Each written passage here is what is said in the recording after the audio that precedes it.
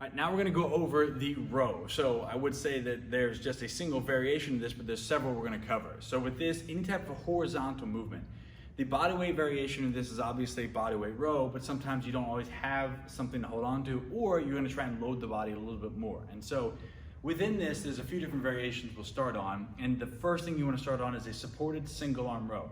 Very simple, hard to mess up, but you wanna get this down because this is gonna show you asymmetries one side to the other.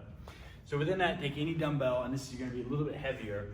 If you're supersetting this with some type of bench or push, you wanna keep that, let's say, relative proportion. So if I'm benching 70 pounds, I don't wanna come over and row 30 pounds or row 100 pounds. It should be somewhere relative. And if you don't have the strength to do that, you're probably missing something. But big thing here, keep the weight in the feet. Back is mostly horizontal, parallel to the ground.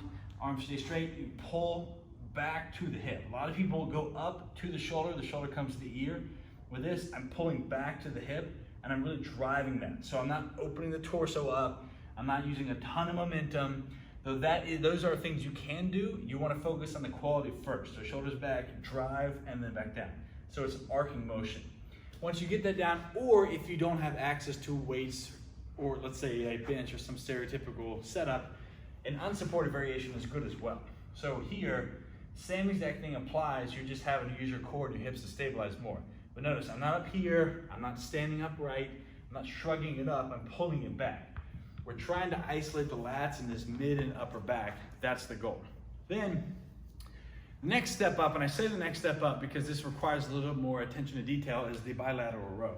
Same thing applies. You lean, hips go back, back is flat, and you pull and you go back down. One of the difficulties here is navigating the knees. So if you step too wide, you're gonna have to deal with it, it's gonna get weird. But keep the chest over, back, flat, and horizontal. Pull up and back down. Up and back down. So with this, you will be able to do more weight. You do the most weight with a single arm supported row, then the single arm unsupported row, then the bilateral row, and that's okay. Just understand that they all have their place. Once you get those down, then we want to think about using the barbell as another implement in progression. So there's two types. We can go here, a pronated and a supinated grip. Pronated simply means the palms are facing in, or our palms are facing inward. The same things apply. Sitting into the hips, back flat, and here I pull up to my chest and back down. One mistake is people get too upright and they're kind of doing this, and you see how I'm shrugging it up. I don't want that. I want way over, horizontal, down and up, down, or down and up, that way. So what you want to focus on there is as you go, using a ton of body weight and momentum.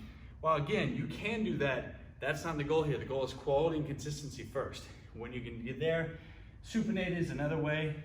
Palm facing forward, lift up. You're pulling to the belly button as you row, again in this arcing motion. So the chest stays over, back is parallel to the ground.